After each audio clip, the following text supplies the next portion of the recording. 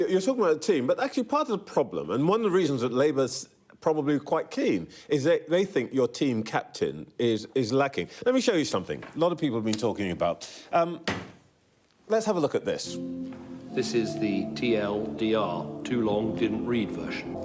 The world is more dangerous than most of us have ever known. But we shouldn't let the risk we face overwhelm us into inaction. We can still make a difference. Now, all my friends have been watching this and saying to me, watch out, this bloke is after your job. Let's look at this one. No, I'm not. Well, let's look at this by contrast.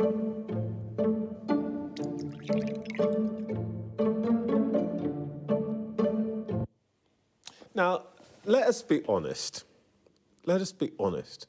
The first clip is in a different class to the second one. Why can't he do what you do? Well, the second is more retail, and actually I think the fact that, you know, pensions are going up by £900 and national insurance is coming down by £900... I'm glad you explained what it was about, because I didn't understand what it was about. Yeah, but you and I have a certain generation. You know, the point is, here's one, actually, I mean, that's what really matters. Look, what I'm doing is important, I hope, and we're trying to make sure we have security, but ultimately, that £900 off your national insurance, that £900 on your pension, a massive achievement. And I think, actually, Rishi explains that extremely well.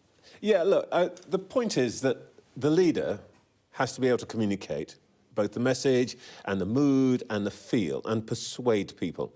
And it's no particular criticism of somebody if they can't do that, but it's quite a striking contrast that people are talking about, that you seem to be able to do this very well, he doesn't.